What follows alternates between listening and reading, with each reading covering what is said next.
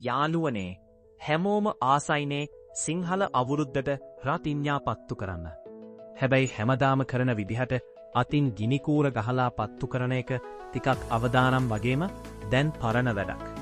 ඒ නිසා අද මම ඔයාලට කියලා දෙන්න යන්නේ ඔයාගේ ස්මාර්ට්ෆෝන් එක පාවිච්චි කරලා ආරක්ෂිතව සහ ස්මාර්ට් විදිහට රතිඤ්ඤා පත්තු කරන පද්ධතියක් හදාගන්න විදිහ. මේකේ නම තමයි Nitro Control Pro. මේ සිස්ටම් එකේ මොළය විදිහට මම පාවිච්චි කරන්නේ ESP32 DevKit V1 බෝඩ් එක. ඒකට මම රීලේ මොඩියුල් එකක් සම්බන්ධ කරලා තියෙනවා. බලන්න මේ වයරින් ඩයග්‍රෑම් එක දිහා. මම මෙතනදී ESP32 එකේ GPIO pins D2 සිට D3 දක්වා රීලේ එකේ ඉන්පුට්ස් වලට සම්බන්ධ කරලා තියෙනවා. බල සැපයුම විදිහට මම පාවිච්චි කරන්නේ ලිතියම් අයන් බැටරියක්. රීලේ එක හරහා ඒ 56 වෝල්ට් විදුලිය නික්‍රෝම් වයර් එකට යනවා. ඒ වයර් එක රත් වුණු ගමන් රතිඤ්ඤා නූල පත්තු වෙනවා. මේක හරිම සරලයි වගේම ගොඩක් සාර්ථකයි. මේ පද්ධතිය වැඩ කරන්න අවශ්‍ය කරන ප්‍රධාන software එක එහෙමත් නැත්නම් firmware bin file එක ඔයාලගේ ESP-කට download කරගන්නේ කොහොමද කියලා. මුලින්ම මම පල්ලෙහා description එකේ දීලා තියෙන link එකට ගිහින් අපේ web dashboard එකට පිවිසෙන්න. එතනදී ඔයාට පෙනෙයි connect කියලා බටන් එකක් තියෙනවා. ඒක ක්ලික් කරාම කොම්පෝට් එක තොරන්න එයි. ඔයාට එකට කලින් ESP තත්පරිය drivers install කරන්න ඔයාගේ PC එකට. ඊට පස්සේ එතන කොම්පෝට් එක තොරලා ඊට පස්සේ connect දෙන්න දුන්නම මම කරන විදියට කරවගෙන යන්න. මම හදපු web flasher එක හරහා ඉතාම ලේසියෙන් මේ bin file එක ඔයාගේ ESP තත්පරිය දෙකට අප්ලෝඩ් කරගන්නේ පුළුවන්. කිසිම කෝඩ් එකක් ලියන්න අවශ්‍ය වෙන්නේ නැහැ.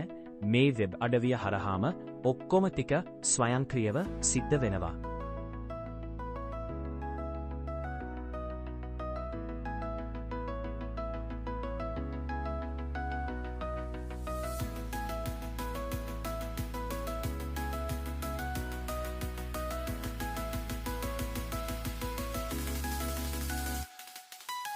ඊට පස්සේ ඔයාට රවුටර් එක සෙලෙක්ට් කරලා පාස්වර්ඩ් එක ගහලා කනෙක්ට් වෙන්න පුළුවන්.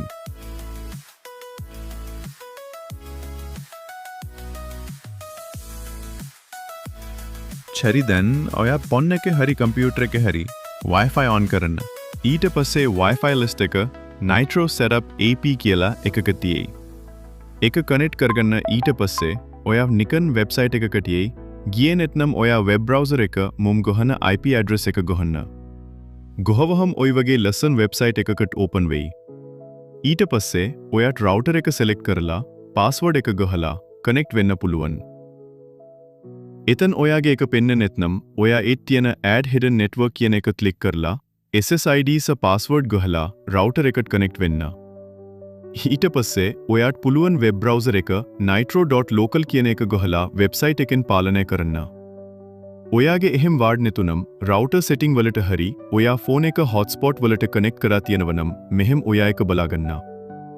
ඊට පස්සේ ඔයාට පුළුවන් ඒ IP ඇඩ්‍රස් එකෙන් ඔයාගේ වෙබ්සයිට් එක ඔයාගේ පද්ධතිය පාලනය කරන්න.